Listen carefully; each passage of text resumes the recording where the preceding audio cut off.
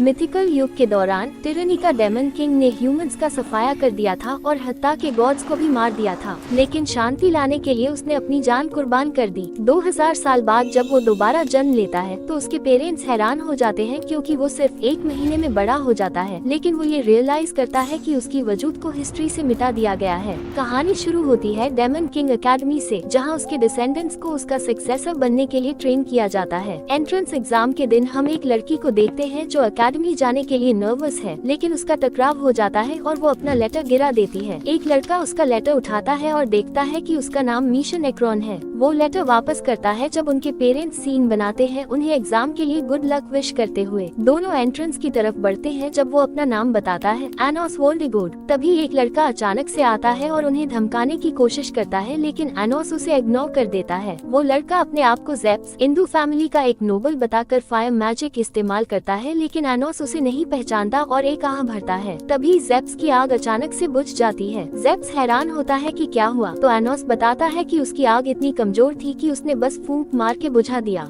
एनोस अपनी आवाज से उसे रोक देता है और एंट्रेंस की तरफ चलता रहता है। एकेडमी के अंदर अनाउंस होता है कि प्रैक्टिकल एग्जाम शुरू होने वाला है। एनोस को पता चलता है कि प्रैक्टिकल एग्जाम का पहला फेज एक ड्यूल है कैंडिडेट्स के बीच, और जो हारेगा वो डिसमिस हो जाएगा जबकि विनर एकेडमी में एक्सेप्ट हो जाएगा। एनोस तैयार होता है फाइट के लिए और हम देखते हैं कि उसका ओपोनेंट ज़ेप्स है, लेकिन इस बार ज़ेप्स ने एक एंटी डेमोनिक आर्मर पहना हुआ है जो मैजिक को ब्लॉक करता है, इसलिए वो कॉन्फिडेंट है। ज़ेप्स एक फ्लेमिंग स्वॉर्ड निकालता है जो उसके फैमिली में पास डाउन होती रही है, कहते हुए कि ये उसके मैजिक को एम्पलीफाई करती है। वो एनोस पर चार्ज करता है, लेकिन एनोस कहता है कि जब एक कमजोर यूजर उसे इस्तेमाल करे तो कोई भी चीज इम्प्रेसिव नहीं लगती, और फिर से आग बुझा देता है। सब हैरान होते हैं, लेकिन एनोस फैसला करता है कि वो इस फाइट को इंटरेस्टिंग बनाएगा और डिक्लेयर करता है कि वो ना तो हिलेगा और ना ही कोई मैजिक इस्तेमाल करेगा उसे हराने के लिए। ज़ेप्स समझता है कि एनोस बस बहाने बना रहा है क्योंकि वो उसके आर्मर को ओवरकम नहीं कर सकता, लेकिन अचानक उसके ऑर्गन्स एक्सप्लोड हो जाते हैं। ज़ेप्स हैरान होता है कि क्या हुआ, तो एनोस बताता है कि ये तो सिर्फ उसके दिल की धड़कन की आवाज थी जो उसके ऑर्गन्स को डैमेज करती रही जब तक वो घुटनों पर गिर नहीं गया। ज़ेप्स सरेंडर करने से मना कर देता है तो एनोस उस पर पैर रखता है, लेकिन ज़ेप्स कहता है कि वो कभी गिव अप नहीं करेगा। तब एनोस अपनी उंगलियां चुटकी है और जीप्स को कम्प्लीटली ऑब्लिटरेट कर देता है, लेकिन रियलाइज करता है कि उसने ज्यादा कर दिया, तो वो उसे जिंदा करता है और कहता है कि सरेंडर कर ले। लेकिन ज़ेप्स एनोस को इंसल्ट करना शुरू कर देता है, तो एनोस उसे फिर से मार डालता है और इमीडिएटली रिवाइव करता है और पूछता है कि क्या अब वो गिव अप करेगा। ज़ेप्स रिफ्यूज करता है क्योंकि वो एक नोबल है, लेकिन एनोस को इसकी कोई परवाह नहीं और वो उसे सैकड़ों बार मार डालता है जब तक सब लोग देखते हुए डर नहीं जाते। जब एनोस उसे फिर से मारने वाला होता है तो ज़ेप्स फाइनली सरेंडर करता है और उससे रुकने की भीख मांगता है, तो फाइट खत्म होती है। इसके बाद एक आदमी एनोस को रॉयल्टी को चैलेंज करने के लिए डांटता है। एग्जाम के सेकंड फेज में उनका मैजिकल पावर्स इवैल्यूएट किया जाता है और मीशा को एक इम्प्रेसिव स्कोर मिलता है। एनोस भी टेस्ट लेता है, लेकिन उसका स्कोर 0 आता है और क्रिस्टल टूट जाता है, लेकिन मीशा समझ जाती है कि वो क्रिस्टल एनोस की ओवरवेलमिंग पावर की वजह से डिस्ट्रॉय हुआ।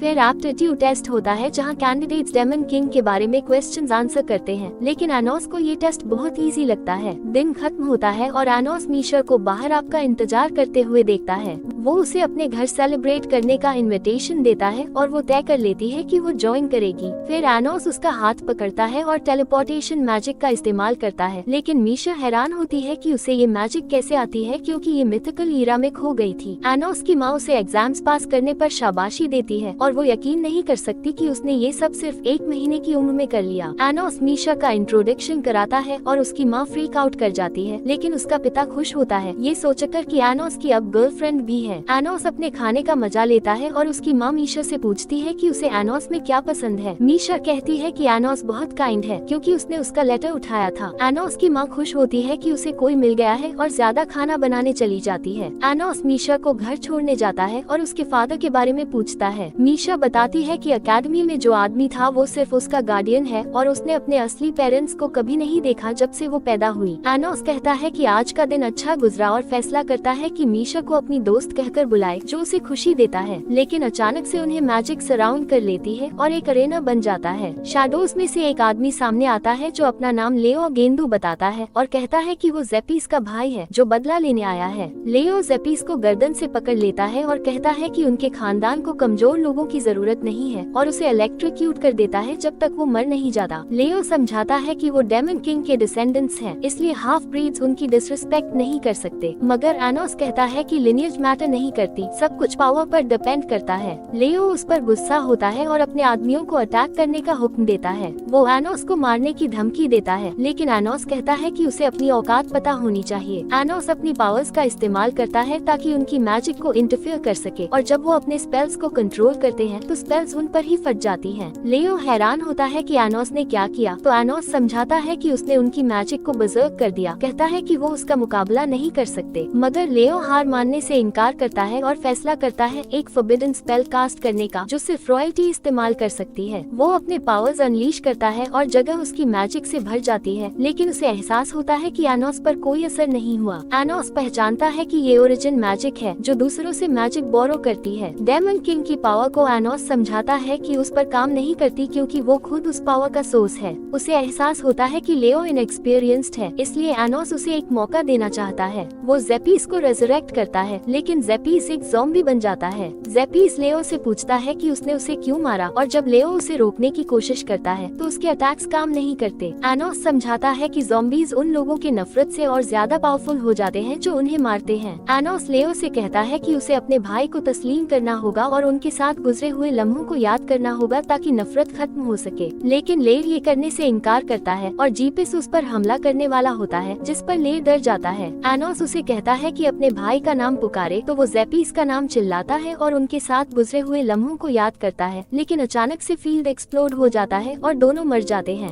एनोस को मायूसी होती है कि इस दौर में बॉन्ड्स कितने कमजोर हो गए हैं, लेकिन वो अपनी मैजिक का इस्तेमाल करता है और मीशा को प्रोटेक्ट करता है जब वो जगह को मिटा देता है। एनोस अपने डिसेंडेंट्स की कमजोरी पर निराश होता है और जब वो उससे पूछते हैं कि वो कौन है, तो एनोस उन्हें बताता है कि वो असल में डेमन किंग ऑफ टिरनी है। मिथिकल ईरा में एनोस का सामना हीरो से होता है, लेकिन एनोस समझाता है कि उसे मारने से जंग खत्म नहीं होगी, क्योंकि अगर डीमंस हार भी गए तो इंसान दूसरा दुश्मन ढूंढ लेंगे। लेकिन हीरो इंसानियत पर यकीन रखना चाहता है। एनोस प्रपोज करता है कि वो डायमेंशंस के बीच एक बैरियर क्रिएट करेगा। कहता है कि वो अपनी मैजिकल एनर्जी को कुर्बान करेगा। हीरो उससे पूछता है कि वो अमन क्यों चाहता है, तो एनोस दोबारा कहता है कि डीमंस असल मसला नहीं है और वो खुद भी इस ट्रेजेडी से थक चुका है। हीरो उस पर भरोसा करने का फैसला करता है और रिचुअल शुरू होता है। हीरो एनोस के दिल को चीर देता है और एनोस उम्मीद करता है कि अगले जन्म में वो दोस्त बन सके। एक बड़ा बीम ऑफ लाइट निकलता है और सब कुछ एनोस की मैजिक से ढक जाता है और बैरियर क्रिएट हो जाता है जो रेल्म्स को अलग करता है। 2000 साल बाद एनोस उठता है और अपने नए पेरेंट्स को देखता है जो उसका नाम रखने वाले होते हैं, लेकिन एनोस उनसे कहता है कि उसे एनोस बुलाएं। वो दोनों हैरान हो जाते हैं कि वो पहले दिन ही बोल सकता है। स्कूल के पहले दिन मीशा बताती है कि एनोस ने नॉलेज एग्जाम में फेल किया और एनोस हैरान होता है कि यह कैसे हो सकता है। वो मीशा से डेमन किंग के बारे में पूछता है, लेकिन मीशा को उसके बारे में बात करने की इजाजत नहीं होती, इसलिए एनोस उसके थॉट्स को रेड करता है और जान लेता है कि डेमन किंग का नाम बदलकर एओएस दिलाविया रख दिया गया है। वो सोचता है कि यह कैसे हो सकता है। मीशा समझाती है कि एक स्टूडेंट की एप्टीट्यूड को इस बात पर जज किया जाता है कि उसका माइंडसेट और इमोशंस डेमन किंग से कितना मिलते हैं। वो एनोस को बताने वाली होती है कि सबसे ज्यादा एप्टीट्यूड वाला स्टूडेंट कौन है, लेकिन तब एक लड़की उनके पास से गुजर कर चली जाती है। टीचर अमीलिया उन्हें स्पेल दिखाती है जो अगले टास्क के लिए यूज होगा और कहती है कि उन्हें एक टीम ड्यूल करना होगा। वो कहती है कि स्टूडेंट्स को अपने टीम कैप्टन्स को चुनना होगा और स्टूडेंट्स वॉलंटियर करते हैं, जिसमें एनोस भी होता है, लेकिन अमीलिया कहती है कि एनोस एलिजिबल नहीं है क्योंकि वो एक हाइब्रिड स्टूडेंट है और रॉयल्टी का हिस्सा नहीं है। एनोस वादा करता है कि वो सबको साबित करेगा कि वो सबसे बेहतर है। अमीलिया उसे धमकी देती है कि अगर वो फेल हुआ तो उसे स्कूल से निकाल दिया जाएगा। एनोस स्पेल के सर्कल के पास जाता है और समझाता है कि वो फ्लॉड है।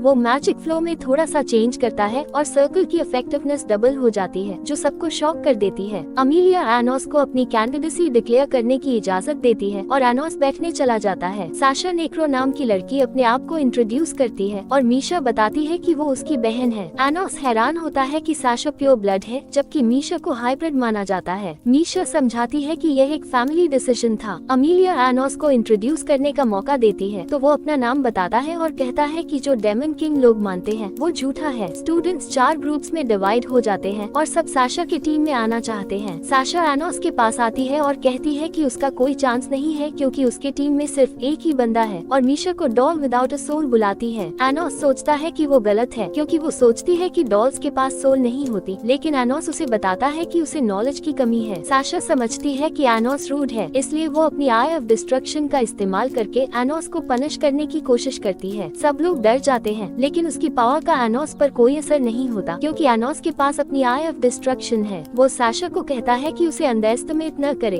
एनोस मान लेता है कि साशा का मैजिक का लेवल अच्छा है और उसे अपनी टीम में ज्वाइन करने का इनविटेशन देता है, लेकिन साशा कहती है कि उसने कभी मीशा को अपनी बहन नहीं माना। क्लास के बाद साशा एनोस से बात करती है और टीम ड्यूल बैटल में कुछ कंडीशंस ऐड करने की कहती है। वो वादा करती है कि अगर वो हार गई तो उसकी टीम में ज्वाइन करेगी, लेकिन अगर वो जीत गई तो एनोस को उसका गुलाम बनना पड़ेगा। एनोस उसकी शर्तों को मान लेता है क्योंकि उसे पता है कि वो हार नहीं सकता, लेकिन साशा कॉन्फिडेंट लगती है और दूर चली जाती है और एनोस रियलाइज करता है कि साशा अभी तक अपनी आइज को प्रॉपर्ली कंट्रोल नहीं कर सकती। एक हफ्ते बाद उनकी टीम्स जंगल में फेस ऑफ करती है और वो एक पैक्ट क्रिएट करते हैं ताकि अपने बेट को एस्टेब्लिश कर सके। मैच शुरू होता है और हमें पता चलता है कि गोल एनिमी लीडर को गिराना है। साशा की टीम अपना फोर्ट बनाती है जब मीशा एनोस से उसके प्लान के बारे में पूछती है और एनोस वादा करता है कि वो उन्हें सरप्राइज करेगा। मीशा अपने स्पेल से तेजी से 3 कासल्स बना देती है, लेकिन साशा सोचती है कि यह सिर्फ वक्त गुजारने का एक इल्यूजन है। वो पहला मूव करने का फैसला करती है, लेकिन अचानक से वो देखती है कि एनोस कैसल की तरफ बढ़ रहा है। साशा तैयार होती है उसे पनिश करने के लिए, लेकिन एनोस कहता है कि यह काम नहीं करेगा। वो हैरान होती है कि एनोस उनकी बातें कैसे सुन सकता है, तो एनोस समझाता है कि उनका एन्क्रिप्शन स्पेल तोड़ना बहुत आसान है। साशा पॉजिटिव रहने की कोशिश करती है, सोचती है कि एक आदमी उनके डिफेंसेस के थ्रू नहीं जा सकता, लेकिन एनोस कैसल को पकड़कर पूरा स्ट्रक्चर उठा लेता है और उसे आसमान में फेंक देता है। एनोस उन्हें कहता है कि जेंटली लैंड करने की कोशिश करें और फिर उनके साथ खेलने लगता है जब वो उन्हें दूर फेंक देता है। कैसल डिस्ट्रॉय हो चुका होता है और सभी लोग इंजर्ड होते हैं, लेकिन साशा गिव अप करने से इनकार करती है। वो सजेस्ट करती है कि वो जियो ग्रेस परफॉर्म करे, जो फायर मैजिक का सबसे स्ट्रॉन्गेस्ट लेवल माना जाता है। वो अपनी पावर कंबाइन करते हैं और जियो ग्रेस कैनन को समन करते हैं और जितनी ताकत उनके पास होती है उसे फायर करते हैं। एनोस मानता है कि साशा बहुत कोशिश कर रही है, लेकिन वो एक छोटी सी फ्लेम फायर करता है जो उनके स्पेल को चीरती हुई डिसअपियर कर देती है। फ्लेम उन तक पहुंचने वाली होती है, इसलिए वो बैरियर्स बनाते हैं उसे रोकने के लिए, लेकिन फ्लेम सब बैरियर्स को तोड़कर कैसल तक पहुंचती है और सबको उड़ा देती है। साशा किसी तरह खड़ी हो जाती है और एनोस उसके सामने आ जाता है। साशा सोचती है कि एनोस ने जियो ग्रेस कैसे कास्ट किया, लेकिन एनोस बताता है कि उसने सिर्फ ग्रेगर का इस्तेमाल किया, जो फायर मैजिक का सबसे कमजोर स्पेल माना जाता है। लेकिन एनोस जीता क्योंकि वो उनसे बहुत ज्यादा पावरफुल है। एनोस उसे उसके अग्रीमेंट के बारे में याद दिलाता है और साशा वादा करती है कि वो बदला लेगी, लेकिन वो जानती है कि वो पैकेट तोड़ नहीं सकती, इसलिए वो एनोस की टीम ज्वाइन करती है। साशा सोचती है कि एनोस ने ये सब सिर्फ मीशा के लिए किया, लेकिन एनोस कहता है कि इसके पीछे एक और वजह है, कहते हुए तुम्हारी आंखें बहुत खूबसूरत हैं, क्योंकि ये उन मैजिक फॉर्म्स में से एक है जो मैंने कभी देखी है। वो एनोस के घर जाते हैं जहाँ एनोस की माँ उसकी जीत पर फक्र करती है। साशा अपना इंट्रोडक्शन देती है और एनोस की माँ फिर से फ्रीक आउट करती है, जबकि एनोस का बाप सोचता है कि उसका बेटा कमाल का है कि उसकी 2 गर्लफ्रेंड्स हैं। वो साथ में खाना खाते हैं और साशा खुश लगती है। खाने के बाद एनोस बहनों को घर तक छोड़ने जाता है और देखता है कि अब दोनों और करीब लगती हैं। जब वो उनके घर पहुंचते हैं, एनोस जाने वाला होता है, लेकिन साशा उसे रोककर उसका शुक्रिया अदा करती है कि उसने उसकी मीशा के साथ सुलह करवाई। वो कहती है कि एनोस पहला इंसान था जिसने उसे चैलेंज किया। साशा एक अजीब सवाल पूछती है कि अगर उसका मुकद्दर पहले से ही लिखा होता तो एनोस क्या करता। एनोस समझाता है कि उसे फर्क नहीं पड़ता क्योंकि वो अपना मुकद्दर बदल लेगा। साशा सोचती है कि एनोस कमाल का है और उसे किस देती है, लेकिन समझती है कि यह सिर्फ दोस्ती के नाते था। एनोस कहता है कि यह एक अच्छा गिफ्ट था और साशा शर्मा जाती है। फिर वो रात को खत्म करते हैं।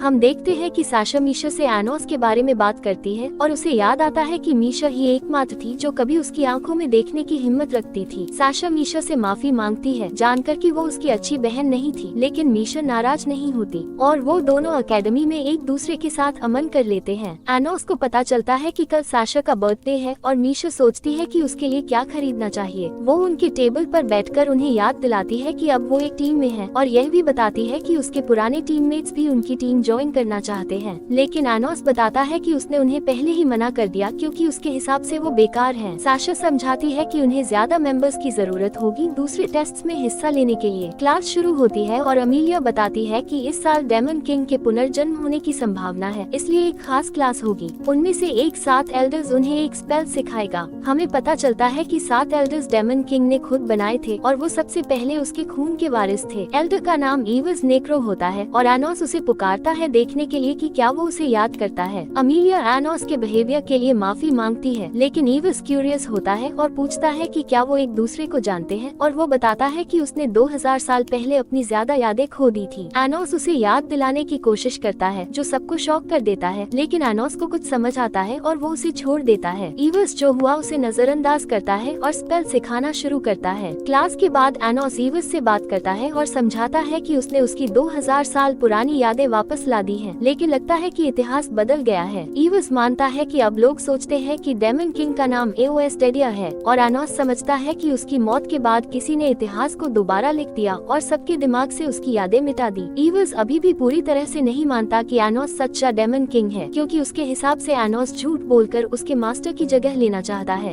इसलिए वो फिलहाल न्यूट्रल रहने का फैसला करता है। एनोस मीशा से बात करने जाता है और देखता है कि वो अपने गार्डियन का लेटर देख रही है। वो पूछता है कि उसने अब तक लेटर खोला क्यों नहीं, तो मीशा समझाती है कि वो उसे एक टैलिस्मैन की तरह रखना चाहती है। साशा अपने क्लासमेट के साथ होती है और वो उससे पूछते हैं कि वो एनोस और मीशा के साथ क्यों हैंग आउट करती है, उन्हें मिसफिट्स कहते हुए। साशा गुस्से में अपनी आइज ऑफ डिस्ट्रक्शन का इस्तेमाल करके जमीन को चीर देती है और वहाँ से चल देती है। अगली क्लास में टीचर स्टूडेंट्स से कहता है कि वो डंजन के अंदर जाकर मैजिकल टूल्स इकट्ठा करें और उन्हें अपनी टीम के लिए आइटम्स मिलेंगे। सब डंजन में दौड़कर टास्क कंप्लीट करने जाते हैं, लेकिन साशा हैरान होती है कि एनोस इतना वक्त क्यों ले रहा है। एनोस मानता है कि जीतने का सबसे अच्छा तरीका है कि वो डंजन के सबसे नीचे लेवल पर सेप्टर को हासिल करे। साशा कहती है कि अब तक कोई टीचर भी उस लेवल तक नहीं पहुंचा और उसे ये भी नहीं पता कि सेप्टर एग्जिस्ट करता भी है या नहीं, लेकिन एनोस जानता है कि वो उसे जरूर ढूंढ लेगा, कहते हुए कि वो अब अपने कैसल में आने वाले हैं। वो डंजन में नीचे उतरते हैं और देखते हैं कि मॉन्स्टर्स को दूसरे स्टूडेंट्स ने ऑलरेडी मार दिया है। एनोस सजेस्ट करता है कि मीशा ट्रेजर रूम में से कोई आइटम साशा के बर्थडे के लिए प्रेजेंट के तौर पर ले। एनोस मीशा से पूछता है कि क्या वो भी कुछ चाहती है, और मीशा अपने बर्थडे के बारे में बताती है कि वो साशा के बर्थडे के साथ ही होता है, और एनोस को बताती है कि वो दोनों ट्विंस हैं। वो लोग डंजन में नीचे जाते हैं, लेकिन उन्हें लगता है कि यह एक डेड एंड है। एनोस बताता है कि यहाँ एक सीक्रेट पैसेज है। साशा अपनी मैजिक का इस्तेमाल करके देखने की कोशिश करती है, लेकिन उसे कुछ नहीं दिखाई देता। एनोस समझाता है कि उसने इस पर कुछ काउंटर मेजर्स लगाए हुए हैं, और फिर वो दीवार को तोड़कर एक छुपा हुआ कॉरिडोर दिखाता है। वो एक सीक्रेट गार्डन में पहुँचते हैं, जहाँ एनोस बताता है कि इस जगह का इस्तेमाल नेचुरल मैजिक सर्कल्स को एक्टिवेट करने के लिए किया जाता था, लेकिन वो शक करता है क्योंकि यह जगह अब से 2000 साल पहले से अलग है। आखिरकार उन्हें ट्रेजर रूम का दरवाजा मिलता है और मिशा नोटिस करती है कि इस पर एंटी मैजिक प्रोटेक्शन है, इसलिए उसका सबसे स्ट्रॉन्ग मैजिक भी इसे तोड़ नहीं सकता। लेकिन एनोस ब्रूट फोर्स का इस्तेमाल करके दरवाजा खोल देता है। वे रूम के अंदर जाते हैं और लड़कियां ये देखकर हैरान होती हैं कि सेप्टर वाकई में है। साशा इसे देखकर मोहित हो जाती है और एनोस मिशा को दूसरे रूम में ले जाता है। उसे कहता है कि साशा के लिए कोई प्रेजेंट चुन ले। मिशा फीनिक्स क्लोक को चुनती है, सोचती है कि यह साशा को सूट करेगा। वो साशा के पास वापस जाते हैं और मिशा उसे प्रेजेंट देती है। साशा क्लोक को ट्राई करने का फैसला करती है और एनोस से कहती है कि वो रूम से बाहर चला जाए ताकि वो कपड़े बदल सके। मिशा एनोस का प्रेजेंट में मदद करने के लिए शुक्रिया अदा करती है। एनोस कुछ देर बाद रूम के बाहर वेट करता है, लेकिन फिर उसे पता चलता है कि साशा ने मिशा को मार दिया है। साशा शान से अपने काम पर फख्र करती है और कहती है कि आदमी हमेशा एक किस के बाद अपनी हिफाजत छोड़ देते हैं। एनोस सोचता है कि यह सब एक नाटक है, लेकिन साशा उनका जेड पैक तोड़ देती है और एनोस हैरान होता है कि वो इसे कैसे तोड़ पाई जब यह संभव नहीं लगता था। लेकिन एनोस नोटिस करता है कि मिशा अब भी जिंदा है और वो यकीन करता है कि साशा झूठ बोल रही है। साशा हंसने लगती है और कहती है कि मिशा सिर्फ एक डॉल है जो सिर्फ उसके काम के लिए बनाई गई थी। वो मिशा पर एक स्पेल कास्ट करती है और धमकी देती है कि अगर एनोस ने उसे पकड़ने की कोशिश की तो वो मिशा को मार देगी। लेकिन जब साशा अपने फ्लाइट स्पेल को एक्टिवेट करती है, एनोस उसे पकड़ लेता है और मिशा का घाव गायब हो जाता है। साशा को पता चलता है कि यह सिर्फ एक इल्यूजन था और एनोस बताता है कि उसने मिशा को रूम में घुसते ही हील कर दिया था। एनोस समझता है कि साशा की आइज ऑफ डिस्ट्रक्शन तभी एक्टिवेट होती है जब उसके जज्बात उचास पर होते हैं, लेकिन उसने नोटिस किया कि जब मिशा ने उसे हैप्पी बर्थडे कहा तब उसकी आंखें एक्टिवेट नहीं हुई थी। साशा की आंखों में रोशनी तब आई थी जब उसने फीनिक्स क्लोक मिला। एनोस साशा से पूछता है कि उसके इमोशंस काफी शांत हैं जब उसने मिशा को धोखा दिया, जो सच नहीं लगता। साशा अपनी डेमोनिक आई को एक्टिवेट करती है और रूम को तबाह करने लगती है, लेकिन एनोस इसे नजरअंदाज करता है और अपनी ताकत से उसे रोक लेता है। मिशा अनोस से साशा को माफ करने की गुजारिश करती है तो अनोस उसे छोड़ देता है। मिशा साशा की मदद करने की कोशिश करती है लेकिन साशा स्पेक्टर को पकड़कर उड़ जाती है। अनोस इसे नजरअंदाज करता है और मिशा से कहता है कि अब सब सच बताए। मिशा बताती है कि वो एक मैजिकल डॉल नहीं है बल्कि वो आधी रात के बाद गायब हो जाएगी। मिशा समझाती है कि वो साशा की एक कॉपी है और अनोस को समझ आता है कि साशा जेड पैक्ट को तोड़ पाई क्योंकि वो अपने आप के साथ पैक्ट बनाई गई थी। आइविस ने साशा से एक स्पेल कास्ट की थी जो एक इंसान को 2 टुकड़ों में बांट देता है, लेकिन उस मैजिक का एक टाइम लिमिट है, इसलिए मिशा सिर्फ 15 साल तक जिंदा रह पाएगी और फिर वो वापस साशा में मिल जाएगी। अनोस को समझ आता है कि यह सब साशा की नेचुरल मैजिक को बढ़ाने के लिए किया गया था और मिशा बताती है कि सब लोग उसके साथ ऐसे बिहेव करते थे जैसे वो कभी एक्सिस्ट ही नहीं करती थी। लेकिन मिशा खुश है कि अनोस उसका दोस्त बना। सोचती है कि यह एक चमत्कार था कि उसने उससे बात की। अनोस उसे गले लगाता है, उसे पागल बुलाता है और कहता है कि वो अपनी मर्जी के मुताबिक जिंदा रहे। इसी दौरान साशा कंफ्यूज होती है जब उसके रूम का दरवाजा गायब हो जाता है और अनोस उसके पीछे आकर कहता है कि मिशा उसके साथ अमन बनाना चाहती है। मिशा साशा से पूछती है कि क्या वो उससे नफरत करती है, लेकिन साशा उसे नजरअंदाज करते हुए एक नए चैलेंज का प्रस्ताव देती है। साशा कहती है कि अगर अनोस उसका मैजिक सर्कल एक्टिवेट कर पाया तभी वो उसके सवालों का जवाब देगी। अनोस चैलेंज को एक्सेप्ट करता है। साशा 2 मैजिक सर्कल्स ड्रॉ करती है और कहती है कि उसने ये स्पेल्स खुद इन्वेंट किए हैं। उसने कहा कि अनोस को सिर्फ एक मैजिक सर्कल को एक्टिवेट करना होगा। अनोस समझ जाता है कि साशा चाह रही है कि वो एक स्पेल का इस्तेमाल करे जो सोर्सेस को सिंक्रोनाइज करता है और वह जानता है कि साशा शुरू से ही हारने का इरादा रखती थी। फिर भी अनोस स्पेल को एक्टिवेट करता है और साशा मिशा के सवालों का जवाब देने के लिए राजी होती है। साशा अपने बचपन के पल याद करती है जब मिशा हमेशा उसके साथ होती थी, जब सब लोग उसकी डेमोनिक आइज से डरते थे, लेकिन मिशा को सब लोग नजरअंदाज करते थे क्योंकि वो सिर्फ एक कॉपी थी। साशा ने अपनी किस्मत को बदलने के लिए स्पेल्स का रिसर्च किया था।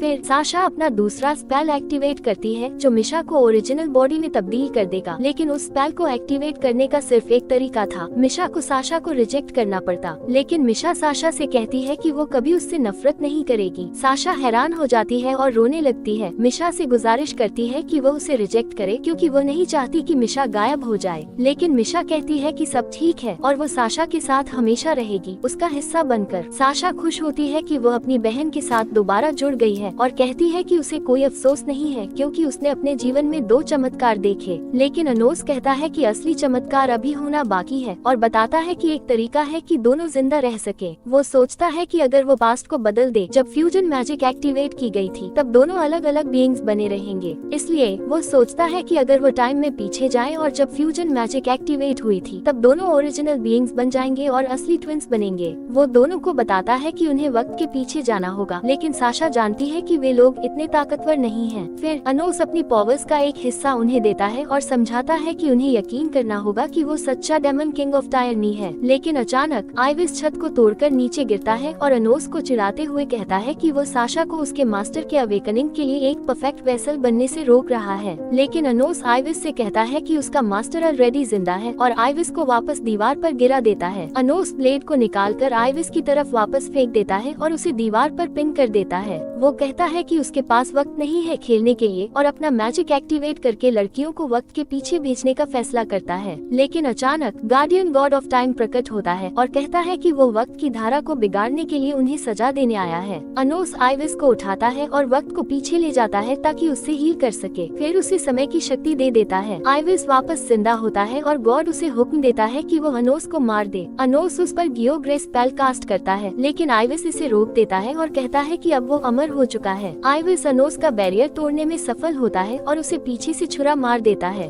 लड़कियां देखती है कि अनोस गायब हो गया है और आइविस अपनी नई शक्तियों पर फक करता है, लेकिन अनोस अचानक उसके पीछे नजर आता है और याद दिलाता है कि वो कभी नहीं मर सकता। आइविस हैरान होता है और अनोस के जिंदा रहने का राज पूछता है। अनोस समझाता है कि उसने खुद को फिर से जिंदा कर लिया। आइविस हार मानने से इनकार करता है और समय को हमेशा के लिए रोकने का फैसला करता है। अंधेरा छा जाता है और साशा और मिशा ठंड में जम जाती है, लेकिन ये स्पेल अनोस पर कोई असर नहीं करती और अनोस बताता है कि यह जादू उसके लिए बेकार है। आइविस इस पर विश्वास नहीं कर पाता और अनोस को मारने के लिए दोबारा हमला करता है, लेकिन अनोस अपने बैरियर से उसे रोक लेता है और आइविस को पीछे हटने पर मजबूर कर देता है। अनोस अपने आप को सच्चा डेमन किंग बताता है। वो मिशा और साशा से कहता है कि अब वो सारी रुकावटों को मिटा सकता है, इसलिए अगर वे उसका साथ दे तो उन्हें किसी चीज की चिंता करने की जरूरत नहीं है। तभी स्पेल टूट जाता है और लड़कियां उसका नाम पुकारती हैं, क्योंकि अब उन्हें यकीन है कि वो असली डेमन किंग ऑफ टायरनी है। वो अपने पुराने रूप से मिलती है और चारों सोर्सेज का मिलन होता है। स्पेल पूरी तरह से कंप्लीट हो जाता है। अनोस याद दिलाता है कि वे सब उसके कैसल में हैं और अपनी सॉर्ट ऑफ डिस्ट्रक्शन निकालता है। आइविस भागने की कोशिश करता है, लेकिन अनोस उसे अचानक छुरा मार देता है और आइविस को समझ आता है कि अब वो खुद को हील नहीं कर सकता। अनोस गॉड को चेतावनी देता है कि दोबारा उसे चुनौती न दे। फिर अनोस आइविस पर हमला करता है और उसका पूरा शरीर नष्ट कर देता है। सब कुछ फिर से नॉर्मल हो जाता है और अनोस आइविस को वापस जिंदा करता है, ये समझाते हुए कि उसकी तलवार ने उस शैतान और गॉड को मिटा दिया जो आइविस के शरीर पर कब्जा कर रहे थे। आइविस माफी मांगता है और अनोस के प्रति अपनी वफादारी का वचन देता है। अनोस आइविस की यादों को वापस लाने में मदद करता है और उसे कहता है कि दूसरों एल्डर्स पर नजर रखे और पता करे कि किसने उसकी यादें मिटाई हैं। लड़कियां भी सामान्य हो जाती हैं और अनोस उनसे कहता है कि अब वक्त है वापस जाने का, क्योंकि अभी भी उनके पास सबसे ऊंचा ग्रेड पाने का समय है। वे दंगे से बाहर आते हैं और मिशा थकी हुई है लेकिन खुश है कि सब कुछ खत्म हो गया। अब वो अपने गार्डियन का लेटर पढ़ने का फैसला करती है। साशा भी खुश है कि दोनों जिंदा है और अपनी गलतियों के लिए माफी मांगती है। अनोस मिशा को एक एन्चांटेड आइस रिंग देता है क्योंकि आज उसका भी जन्मदिन है और उन्हें अपने घर पर डिनर के लिए बुलाता है। हम देखते हैं कि मिथिकल युग में एक महान जल आत्मा अनोस को चुनौती देता है, लेकिन उसका सैनिक शिन उसे निपटने का वचन करता है। अनोस उससे वादा करता है कि अगर वो उसे एक ही वार में हरा दे तो उसे इनाम मिलेगा। शिन आगे बढ़ता है और जल आत्मा को एक ही वार में हरा देता है। अनोस उसकी तारीफ करता है और उससे पूछता है कि उसे क्या इनाम चाहिए, लेकिन शिन बस अनोस के साथ फिर से जन्म लेने की इजाजत मांगता है क्योंकि उसका सपना सिर्फ अनोस की सेवा करना है। अनोस राजी हो जाता है, लेकिन उसे समझाता है कि इस प्रक्रिया में उसकी यादें और ताकत चली जाएगी। इसी दौरान वे हीरो कानन को आते हुए देखते हैं। अनोस बताता है कि उसे कानन का सामना करने में कठिनाई होती है क्योंकि कानन के पास 7 सोर्सेस का जादू है जो दुनिया में किसी और के पास नहीं है। वापस वर्तमान में साशा इंतजार करती है जब टीचर उनके सिप्टर को लाने का स्कोर अनाउंस करेगी, लेकिन उसके बजाय अमेलिया बताती है कि एक ट्रांसफर स्टूडेंट क्लास ज्वाइन करेगा जो तलवारबाजी का माहिर है। वो ये भी घोषणा करती है कि अनोस की टीम जो सिप्टर लाई थी वो चोरी हो गई है और उसकी असलियत का पता लगाने का वक्त नहीं था, इसलिए उन्हें सिर्फ 70 पॉइंट्स दिए जा रहे हैं जब तक चोर नहीं मिल जाता। साशा गुस्से में आ जाती है, लेकिन दूसरे विद्यार्थी सोचने लगते हैं कि यह सिप्टर वैसे भी नकली था क्योंकि अनोस एक हाइब्रिड है। लेकिन एक लड़की मीसा को लगता है कि यह अन्याय है और हाइब्रिड्स और रॉयल्टी को बराबर का सम्मान मिलना चाहिए। अमेलिया उसे धमकाते हुए कहती है कि अगर वो चुप नहीं बैठी तो उसे निकाल दिया जाएगा। अनोस फैसला करता है कि यह मामला सुलझाए, कहता है कि चोर का पता लगाना बहुत आसान है और वो एक विद्यार्थी के सीने से सिप्टर निकालता है और अमेलिया को वापस देता है। जानता है कि उसने ही उस विद्यार्थी को चोरी करने दिया था। मीसा अनोस का शुक्रिया अदा करती है और समझाती है कि स्कूल में शुद्ध खून वाले नोबिलिटी का राज है, जबकि हाइब्रिड्स जैसे उन्हें नीचा समझा जाता है। वो कहती है कि वो एक गिल्ड का हिस्सा है जो डेमन रेस को एकजुट करने के लिए गतिविधियां प्रोमोट करती है और अनोस से पूछती है कि क्या वो उनके साथ जुड़ना चाहेगा। वो ये भी बताती है कि उनके एक प्रमुख समर्थक 7 एल्डर्स में से एक है और उन्हें लगता है कि अनोस ही डेमन किंग ऑफ टायरनी है। वो गिल्ड टॉवर जाते हैं और हमें पता चलता है कि टॉवर अनोस के फैन गर्ल्स से भरा हुआ है जो उसे देखते ही पागल हो जाती हैं। वे टॉवर के आसपास देखते हैं और साशा को अनोस की तस्वीरें दिखती हैं, लेकिन मीसा उसे कुछ खास दिखाने का फैसला करती है। वे एक कमरे में जाते हैं जहां एक तलवार दिखाई देती है। मीसा समझाती है कि वो एक नोबल डेमन और एक वाटर स्पिरिट की बेटी है। उसने अपने पिता को कभी नहीं देखा क्योंकि वो एक शुद्ध खून वाला डेमन है, जबकि वो हाइब्रिड है, लेकिन उसके पिता ने उसके 10वें जन्मदिन पर उसे ये तलवार भेजी थी। वो सोचती है कि उसके पिता के पास इस तलवार का दूसरा हिस्सा है और वो उम्मीद करती है कि एक दिन सभी डेमन्स एकजुट हो जाएंगे ताकि वो अपने पिता से मिल सके। वो अनोस से उनके ग्रुप को ज्वाइन करने का अनुरोध करती है। अगले दिन हम देखते हैं कि विद्यार्थी एरिना में अपनी मैजिक सॉर्ड्स को जमीन से खींचने की कोशिश कर रहे हैं, लेकिन तलवारें उनकी शक्ति को चूस लेती हैं, इसलिए वे तलवारों को खींच नहीं पा रहे हैं। 2 डेमन एल्डर्स गैस और योल क्लास को पढ़ा रहे हैं और वे घोषणा करते हैं कि सिर्फ वही विद्यार्थी जो अपनी तलवारें खींच पाएंगे मैजिक सॉर्डर टूर्नामेंट में भाग ले सकते हैं। साशा सोचती है कि अनोस ने अब तक तलवार क्यों नहीं खींची, समझती है कि शायद वो नहीं कर सकता, लेकिन अनोस ये बताता है कि दुनिया में एक ही हथियार है जो वह नहीं चला सकता और वो है वो पवित्र तलवार जो मिथिकल युग में कानन ने चलाई थी। फिर वो एक तलवार को अपने पास उड़ाकर ले आता है। एक एल्डर उसकी तारीफ करता है और उसे चुनौती देने का फैसला करता है। इसी बीच एक दूसरा लड़का एक तलवार उठाता है और हमें पता चलता है कि वो ट्रांसफर स्टूडेंट है। योल उसे लड़ने का फैसला करता है और तुरंत हमला करता है, लेकिन वो लड़का आसानी से उसे हरा देता है। अनोस भी गैस को हरा देता है। क्लास में वापस आने पर टीचर हैरान है कि ट्रांसफर स्टूडेंट लीडर बनना नहीं चाहता। लड़का अपना नाम राय बताता है और अनोस से पूछता है कि क्या वो उसकी टीम में शामिल हो सकता है। अमेलिया कहती है कि रॉयल्टी कभी हाइब्रिड से आदेश नहीं ले सकती, लेकिन राय उसकी बात नहीं सुनता और फिर से अनोस से पूछता है। अनोस मना कर देता है क्योंकि वो चाहता है कि राय अपनी डिटर्मिनेशन दिखाए। फिर वो मीसा से कहता है कि वो राय की टीम में शामिल हो जाए क्योंकि वो अगले ग्रुप बैटल में उनसे लड़ना चाहता है। मुकाबले के दिन अनोस लड़कियों से कहता है कि वे दूसरी टीम का ध्यान रखें जबकि वो राय से लड़ेगा। मिशा एक महल बनाती है और साशा को लगता है कि उसका मैजिक इम्प्रूव हो गया है। वो सोचती है कि यह रिंग के वजह से है, लेकिन अनोस बताता है कि दोनों लड़कियां अपने पुराने रूप के साथ मिलने के बाद मजबूत हो गई हैं। वो राय के पास टेलीपोर्ट करता है और समझता है कि वो उसका इंतजार कर रहा था, लेकिन तभी एक बड़ा गोलेम आ जाता है। अनोस समझता है कि राय अपनी शक्ति अपनी टीम के साथ बांट रहा है, इसलिए वो लड़ाई को बैलेंस करने के लिए एक लकड़ी का उपयोग करने का फैसला करता है। साशा को गोलेम से निपटने में मुश्किल हो रही है, तो अनोस उससे मीसा के साथ मिलकर गियोग ग्रेस चलाने को कहता है, जबकि राय शिकायत करता है कि अनोस उनकी लड़ाई पर ध्यान नहीं दे रहा है। साशा सोचती है कि क्या उनकी शक्ति काफी होगी, लेकिन मीसा अनोस पर भरोसा करती है और दोनों स्पेल को तैयार करती हैं। तभी गियोग ग्रेस कैनन सामने आता है। वे स्पेल को सक्रिय करते हैं और मीसा उसे शूट करती है, जबकि साशा इसकी स्पीड को बढ़ा देती है, जिससे उन्हें गोलेम को उड़ाने में मदद मिलती है। साशा को महसूस होता है कि उनकी शक्ति बढ़ गई है, लेकिन अचानक मीसा उस पर हमला करती है। इस दौरान राय अपने लिमिट तक पहुंच रहा है, लेकिन वो उठता है और अनोस से लड़ने जाता है, जो इस बात से प्रभावित है कि राय अब बेहतर लड़ रहा है। साशा मीसा के खिलाफ संघर्ष कर रही होती है, इसलिए वो अपने फीनिक्स क्लोक का इस्तेमाल करने का फैसला करती है, लेकिन मीसा को पूरा भरोसा है कि वो राय की तलवार का इस्तेमाल करके उसे हरा देगी। गोलेम साशा पर हमला करने वाला होता है, लेकिन मीसा मदद करने आती है और दोनों अपने आग और बर्फ के जादू को मिलाकर एक बेहतर स्पेल बनाने का फैसला करते हैं, जो मीसा और गोलेम दोनों को उड़ा देता है। दोनों अपने आप पर गर्व महसूस करते हैं, लेकिन जमीन अचानक हिलने लगती है और उन्हें समझ आता है कि अनोस और राय के बीच का संघर्ष सब कुछ तबाह कर रहा है।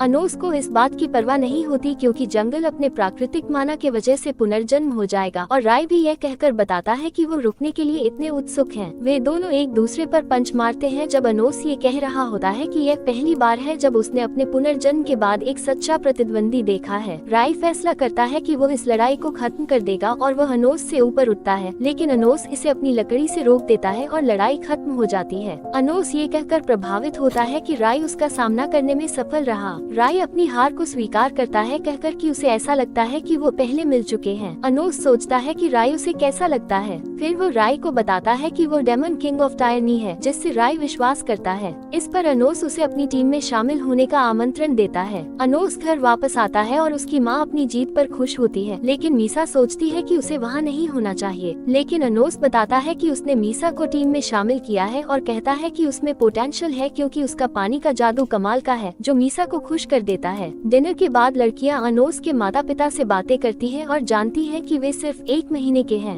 राय मीसा से बात करता है और माफी मांगता है कि वो लड़ाई नहीं जीत सका, लेकिन मीसा को इससे परवाह नहीं है और वो प्रभावित होती है कि राय उसके प्रति कोई पक्षपात नहीं कर रहा, जबकि वो एक रॉयल है। अगले दिन अमेलिया घोषणा करती है कि राय और अनोस को मैजिक सॉर्ड टूर्नामेंट में क्लास का प्रतिनिधित्व करने के लिए चुना गया है, इसलिए उन्हें इवेंट से पहले एक हथियार प्राप्त करना होगा। क्लास के बाद हम देखते हैं कि राय उनकी रिमैच के लिए उत्सुक है, लेकिन अनोस को लगता है कि रॉयल्टी के उन्हें टूर्नामेंट के लिए चुनने का कुछ शुभ नहीं है, क्योंकि उन्हें स्पष्ट रूप से नहीं चाहते कि वे जीते। मीसा उन्हें बीच में रोक देती है, कहकर कि एल्डर जो हाइब्रिड्स को पसंद करता है अनोस से मिलना चाहता है। वे टॉवर की तरफ जाते हैं और एल्डर मेलस अनोस को देखकर इमोशनल हो जाता है, कहकर कि उसने 2000 साल से उसका इंतजार किया है। अनोस सोचता है कि क्या मेल उसे याद करता है। मेल बताता है कि उसकी यादों का एक हिस्सा किसी ने मिटा दिया था, लेकिन उसका सोर्स अभी भी उसे याद करता है। अनोस के अपने आप को कुर्बान करने के बाद मेल स्पिरिट फॉरेस्ट में जाग गया और उसे डेमन वर्ल्ड तक पहुंचने में 100 साल लगे, लेकिन जब वो वापस आया तो उसने देखा कि सोनन ने अपने मास्टर का नाम एओएस देविया रख दिया है। अनोस पूछता है कि किसने उसे टूर्नामेंट के लिए चुना, और मेलस को लगता है कि नोबिलिटी ने ये किया है क्योंकि वे उसे हराना चाहते हैं ताकि वे प्रमाणित कर सके कि हाइब्रिड्स इंफीरियर्स हैं। मेलस उसे टूर्नामेंट से निकलने की सलाह देता है, सोचकर कि एओएस शायद तब सामने आए जब अनोस उनका बाइट नहीं खाता। वो वादा करता है कि इस पर सोचता है। अनोस घर वापस आता है और मीसा को बताता है कि उसने उसकी माँ के लिए डिनर बनाने में मदद की। वे मील का आनंद लेते हैं और टूर्नामेंट के बारे में बातें करते हैं, जब उसे याद आता है कि उसे अभी भी एक मैजिक सॉर्ड की जरूरत है। मील के बाद अनोस मीसा को डेट पर ले जाने का ऑफर देता है, उनका शुक्रिया अदा करने के लिए, कहकर कि वो उन्हें जहाँ जाना चाहती है वही ले जाएगा। वे शहर में घूमते हैं और एक मैजिक मॉडल शॉप में जाते जाते हैं, जहाँ अनोस देखता है कि मीसा के पास मॉडल घर बनाने का शौक है। वे एक दूसरे कमरे में जाते हैं जहाँ मीसा अपने जादू का इस्तेमाल करके उनके डिनर का मॉडल बनाती है जो वो साशा को देना चाहती है। अनोस फैसला करता है कि वो भी एक कोशिश करेगा और पूरे किंगडम का मॉडल बनाता है, जिससे शॉप ओनर प्रभावित होता है और कहता है कि यह एक मास्टरपीस है, इसलिए वो पूरी शॉप उसे खरीदने का प्रस्ताव देता है। लेकिन अनोस बताता है कि उसका बेचने का कोई इरादा नहीं है। इसके बाद अनोस महसूस करता है कि वो अपने मॉडल को देखते रहने लगता है, इसलिए वो उसे एक अंगूठी में बदल देता है और मीसा को देता है, कहकर कि वो हमेशा उसे देख सकेगी। वो उसका शुक्रिया अदा करती है और तब उन्हें एक कैट कैफे दिखाई देती है जहाँ वे चेक करने का फैसला करते हैं। एक अजीब बिल्ली उनके सामने आती है और वो उनसे बात करने लगती है। मीसा समझ जाती है कि यह ईस है। वो अनोस को रिपोर्ट करती है, कहकर कि मीसा की यूनिफिकेशन ग्रुप का कंट्रोल किसी और के पास है, लेकिन ग्रुप को पता नहीं है कि वो कौन है। वो ये भी बताती है कि एक रहस्यमय व्यक्ति अस्पताल में काम कर रहा है, लेकिन उसे नहीं पता कि क्या वो मीसा के ग्रुप से जुड़ा है।